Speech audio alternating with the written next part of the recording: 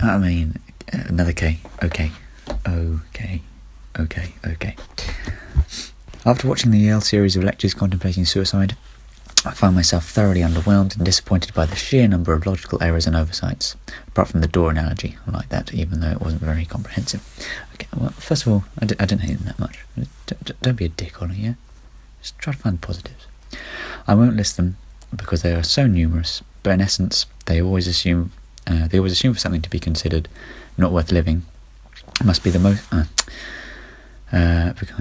In essence, they always assume for something to be considered not worth living must be the most horrifically unimaginable pain, whilst any life that is just mundane has intrinsic worth. This is not only biased, but also a gross oversimplification, as it fails to address the individual's awareness of their situation and the impact this has on their mental state. I never finished that one. And then I didn't finish it.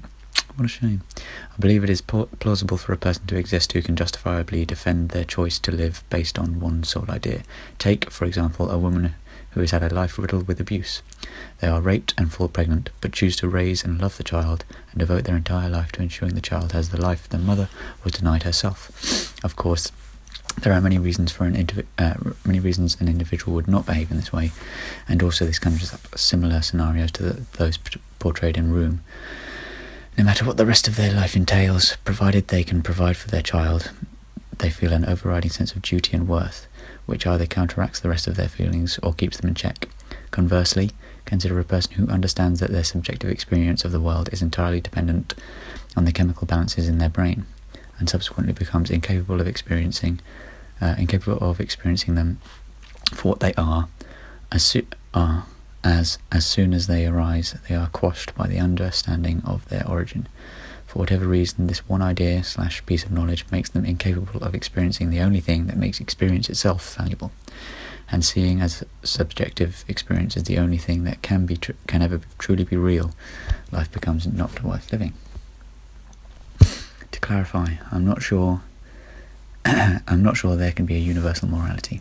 The variation in what constitutes positive subjective experience leaves open the possibility of paradoxical situations where one person's positive experience would be dependent on the unremitting suffering of another. Of course, the closest we could get would be a morality that results in the greatest net positive subjective experience across all entities, and Sam Harris's definition is not a bad start towards the same. At least it's certainly a damn sight better than religion's feeble attempt, which fails as soon as you realise that God's idea of morals has no intrinsic value other than that which you ascribe to it. What I wish to convey is that from a universal standpoint, and again, this doesn't really exist as the universe isn't conscious, and even if it were, would be irrelevant because we are not it. There is an optimum morality. However, each individual's morality is unlikely to be in complete alignment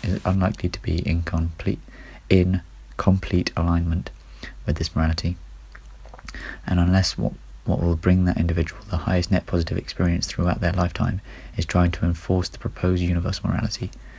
Yes, unless this, they should do whatever suits them best. As always, I acknowledge that no one can ever calculate the outcomes of their actions with enough certainty to achieve this with 100% accuracy, but it is easy to imagine someone in prison for life following committing a mass murder and subsequently realising their true life's purpose, which can only be accomplished out of prison. You can imagine them justifying killing an abusive guard in order to escape and realise their new dream. We're fortunate that the way we raise children and the way that often offers the greatest chance of survival, evolutionarily speaking, most often includes incorporating the well-being of others into our moral standards. However, for someone who is truly incapable of feeling anything, there seems to be no way to justify them not killing themselves if that is what they deem appropriate, unless their knowledge of the impact it will have on their loved ones elicits some kind of feeling. It may seem that in certain examples, like sacrificing yourself for the good of others, that this can never be justified by my proposal of individual morality. However, this fails to acknowledge two things. It is possible to be wrong in their judgments. Maybe that explains people making this such sacrifice, and maybe they really shouldn't make their sacrifice, or people may make judgments about how choosing not to sacrifice themselves will make them feel will make them feel for the remainder of their lives. I believe what likely happens is sort of a mix of both. They're probably not always correct, and they believe that making the sacrifice will immortalise them as a legend beyond their death. Of course, in reality, if I'm to be believed, the only value this actually has to them is the feelings that this prediction evokes in the brief moments they have to experience them before their death. Okay, well, that was a nice little upbeat episode. Make sure you tune in next lifetime when I'll be back. I think I'm going to try and be reincarnated as a blowfish, because they're really fun, and they sometimes blow up, not like a bomb, but more like a kind of blowfish. So that's how they blow up, like a blowfish. Okay, well, this has been really great. Bye.